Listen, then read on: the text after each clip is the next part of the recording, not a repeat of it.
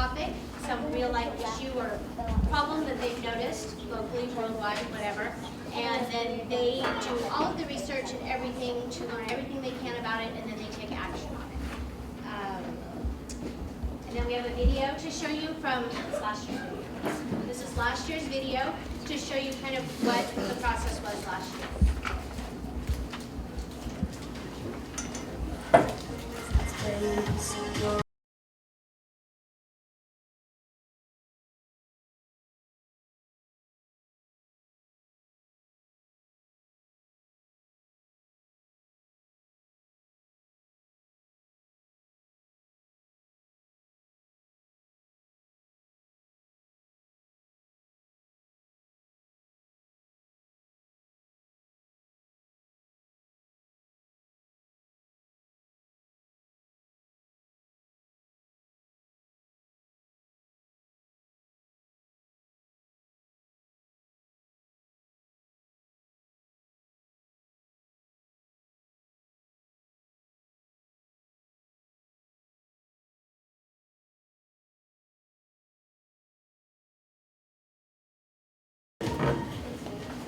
The fifth grade exhibition is something where like you're helping the world.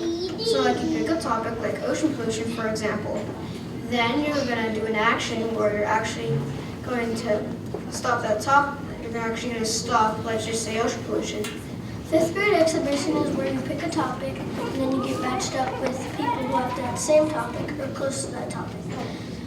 And when you pick that topic, you have to work together and research that topic to find out like the dangers and stuff about it.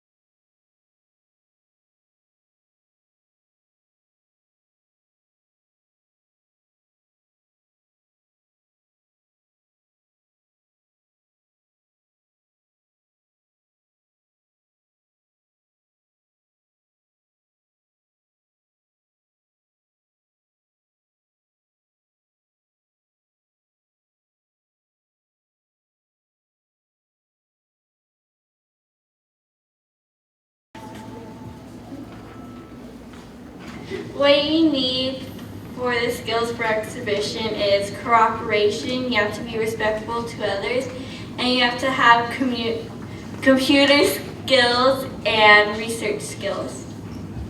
The skills you need for exhibition is cooperation, so you can work well with your group, and good computer skills because you need to research all the information that you need, and you need to be good at typing.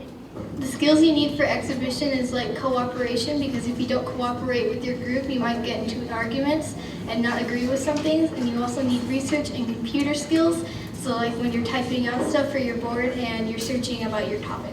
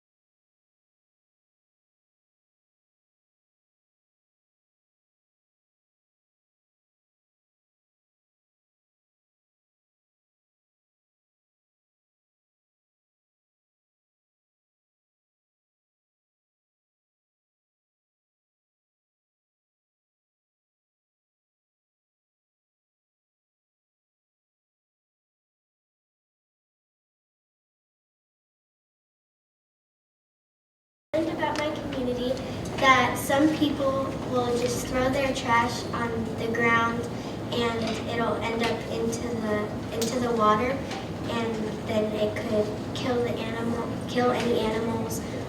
What I learned about my community is that they don't really care about smoking e-cigarettes because they think that they're really good for them besides tobacco cigarettes, but they really don't care about their health and what it can really cause. What I learned about my community is that some people don't recognize what e-cigarettes can do to your body, and they just do it because they want to act cool. I learned about my community because a lot of people, they just like to throw their trash on the ground or throw it in the ocean. When me and my group did our action for water pollution, we found 3 syringes up on the shore sticking out of the sand. I learned about my community that people don't really care about ocean pollution and they just throw their trash on the floor and don't even bother to throw it in a recycling bin or trash can. They just throw it on the floor and later on it can go into the ocean and cause ocean pollution. Okay, this is for Gabby.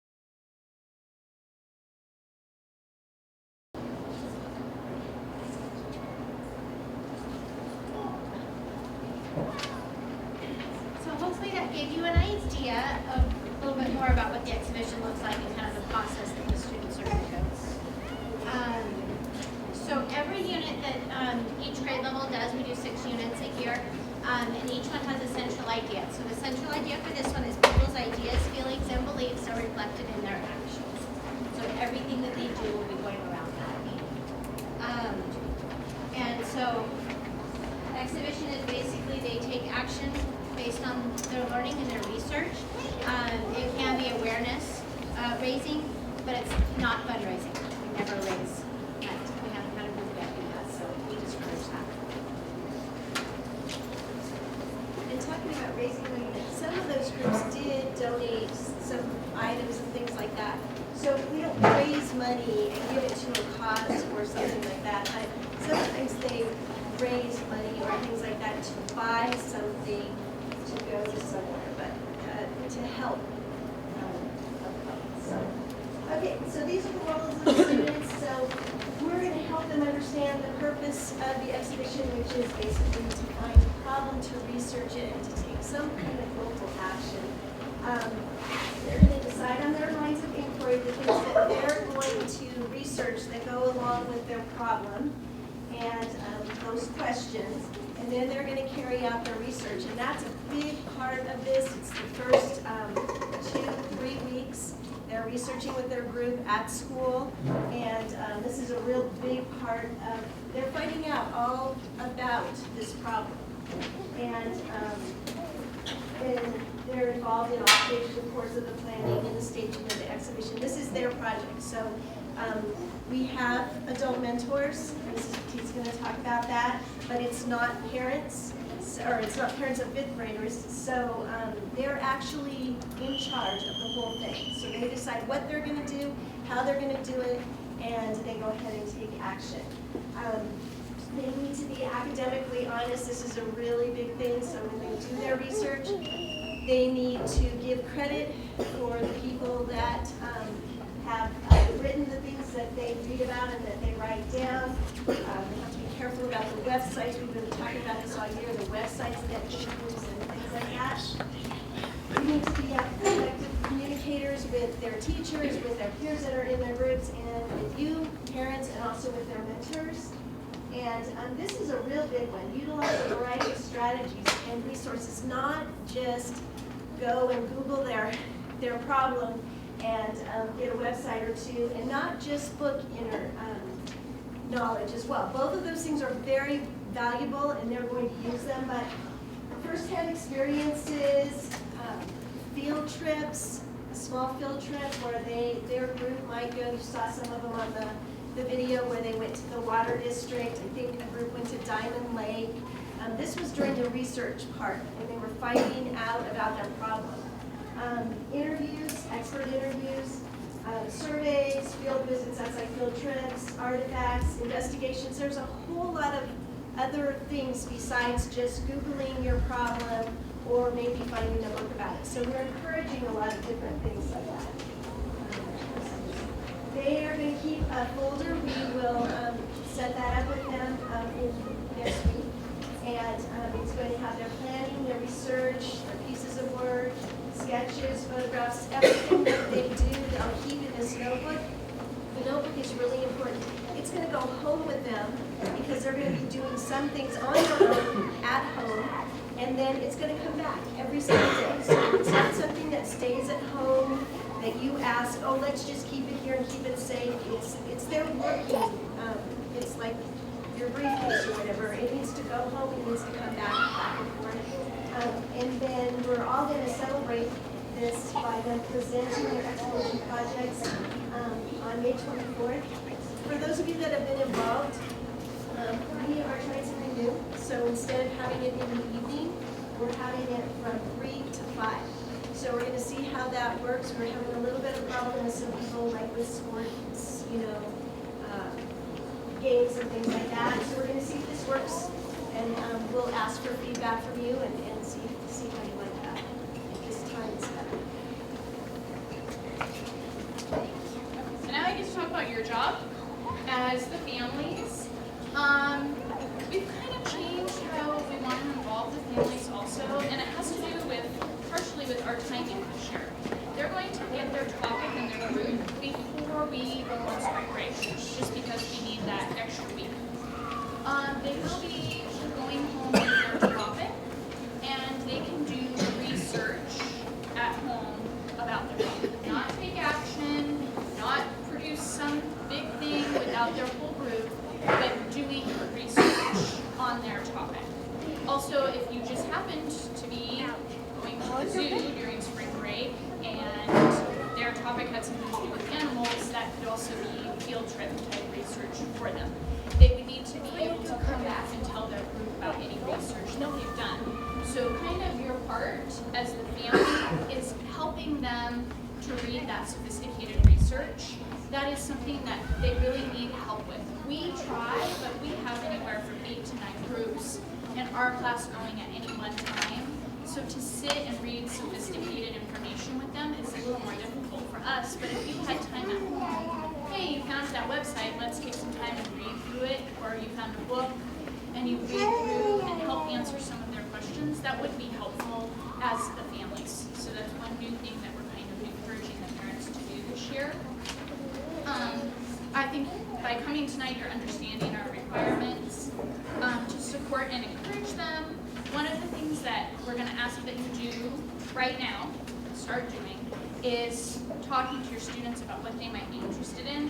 This is a conversation at my house. I have 2 5th graders this year, almost every night. 2 nights ago, it was our dinner conversation. What do you guys want to do for exhibition? They really can't come in with just one topic. We're really asking that they have 3 topics.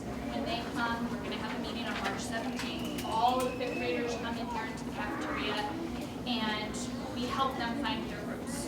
Mr. Mead's here, Mrs. Lopez is here, Mrs. Reichman's here, the 3 of us are here, and they might have a really good idea for a topic, but they might be the only person for that topic. And the purpose of the exhibition is for them to work collaboratively, not an individual project. As you move through IB, then there are individual projects, but it's further down the IB spectrum. This is to be a group project. So if they only have one thing that they're really gung-ho about, you might want to have some more conversation with them at home between now and the 17th, because we are going to request that they have 3 different topics that they're interested in. A first choice, a second, and a third choice. Okay. That's something you can really do to support your child.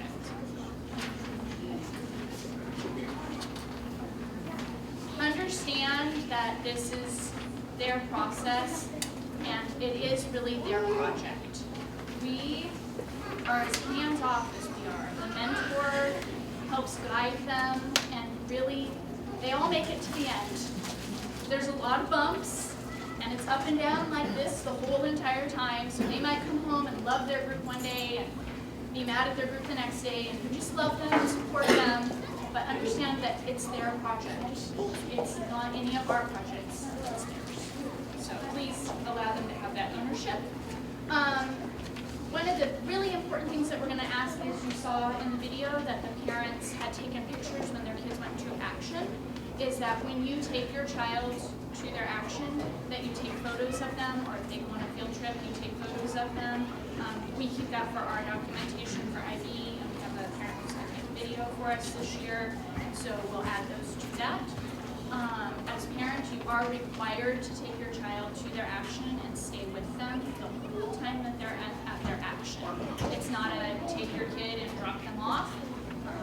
We don't go with them, so you would be taking your child and staying with them, or an adult, one of the adults from your group staying with them the whole time. That's why we had you fill out the parent information cards in the back. We're hoping that that makes streamlines our communication between the different parents and the groups better this year. We've had some trouble with that in the past, so we're trying to make it easier for you guys to communicate with each other. Because you might have a person in my class, Mrs. Carla's class, Mrs. McLaughlin's class, and you may not be familiar with that family, so that's why we have those contact cards. You'll get a photocopy of all of the people. We're going to put their cards on a piece of paper and send that home for you. So you'll have all of the other parents' contact information for your child. And then come to exhibition and celebrate with your child. One more thing. This is how you guys can help us. We are in need of mentors. Many of the people in this room have been mentors before. If you've been a mentor, will you raise your hand? Yes, thank you, thank you, thank you. Mentors, my husband was a mentor last year. I made them. I said, if your kids are doing it, you need to be a mentor. So they're crying. Why they're crying, I'm mad at the group that day. or why they're super excited. So he did it last year. It was great. The grandparents cannot be mentors, but if you have another friend here at school who is a parent and they haven't been a mentor before, encourage them to be a mentor. They work with the small groups for 20 minutes to an hour once a week during those 8 weeks. It's not a lot of time to give, but the kids really need that support. And it's fun. My husband had fun. He's totally out of his box. He can do that. So if you know anyone who would like to, or if grandma would like to, or the aunt would like to, encourage them to also. They can't, mentors cannot mentor their family members. So grandma can't mentor a grandson. We just discourage that. We're looking for a parent who would be willing to come in and type up all of their actions, the student group actions, and their lists of questions. That would be, you could come in anytime through the process and just keep a Word document for us. So we're looking for one parent or two parents who want to share that. Well, you're making our program already. So we didn't want to give you everything. So when you look at your yellow form, there's some things that are, they're a lighter color. Those are the things that someone has already volunteered to do. So we've already had some people volunteer to do some of the things on the paper. So that's why they're a lighter color. So any of the things that are dark are things we're still looking for parents to do. So again, the t-shirt is our last thing. So we've worn 2 of our t-shirts. It's really fun that the kids get to, everybody has the same t-shirt on the day that they present. They all wear the same t-shirt, and it is super cute. But it's a lot of extra work, and we honestly don't have the time for it. So if there was a parent or a group of parents who would like to take the entire t-shirt project from start to handing them out, we would definitely appreciate it. But we really can't help with that. We can pass things out in class, but we're looking for some parents who would be willing to do the whole thing from design to handing it out at the very end. So if you're interested in any of those things, if you can tell one of us before you start working on it, we would appreciate that. Yeah. Question? No. The t-shirt. Marty's gonna do it. Yeah, she'll just do it for us. I live here already, so might as well. She's already doing it. Yes. Yes.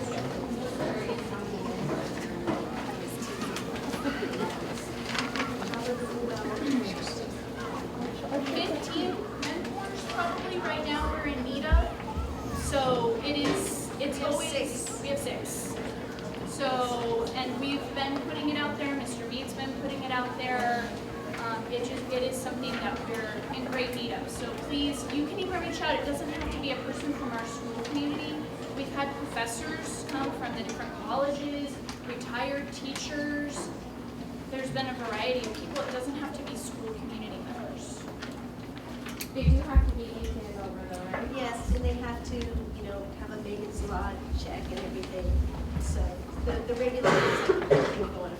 How exactly or what exactly does a mentor do? Just sit there and... So the mentor comes and meets the group, and the group, when the mentor meets the group has their topic that they've decided on, and they have their questions and lines of inquiry. So the mentor is going to guide them in their research, do a little bit of what we were asking you to do, read some of the more sophisticated things, that kind of thing. Okay. The kids are going to come up with an idea, and the mentor, they might need to interview somebody at the city or something. So the mentor might make that first cold call. Call the city, find out who the kids should talk to, find out what would be a good time. Those kind of things that you would do for your child if you were helping them with a project, instead of you guys doing that. And another thing about that is it's going to get kind of, most of them get a little bit rocky towards just about action time. So you need to hold on and know that, your part is to listen to what your child's saying and support them and take them to that action, but not to take over. So part of the process is that when they're done, they finished it. You haven't let them go 3/4 of the way and then finished it for them because they were kind of acting flaky or mad with the people in their group or something like that. So that's all part of this whole thing. We would much rather have them work through a project and work through that rockiness and maybe make it not as perfect as you might want it to look, but have them have worked through the process than to have this marvelous thing that has other people's handprints all over it. What time does the mentor meet with the group? Anytime during the school day. So We'll during make it school happen. time? Yeah, Oh, if they're okay. gonna Oh, miss it's always math, we'll school send them time. to a different. And it's here on campus. But it's not like after school, you know? No. Okay. No. We have special times where we're working on the exhibition, and that's really great if the mentors can work that into their schedule, but if they can't, I think I have someone that, Yeah. but I was just thinking, prior work. good. And if they want to email one of the three of us, then we can get back in touch with them, or if you have an email address for us, then we can just start sending them information. We will have a mentor training meeting also coming up this month before we go on spring break. And they have a little time. Yeah, they have a little- yeah. Okay, so we have 6, how many do we need approximately? 23? Between 23 and 27, somewhere in there. Just depending on the size of the groups, depends on how many students are in a group, depends on how many groups we have. So we don't ever really have a firm. Are they put into a group according to their action that they want to do? Is that how you group them? So the action is after the research, so they're. Are there topics? Topic, yes, topic, yes. And sometimes they're not exactly the same topic, but they're in the same, topic of health or something, it's like a big category. Sometimes they have to change their minds a little bit. Our cigarette groups from last year, the smoking groups, we had 2 of them. One, and they both wanted underage smoking, and one went more towards the e-cigarettes, and one stayed more with the smoking. So just as the group got together, they kind of changed their ideas.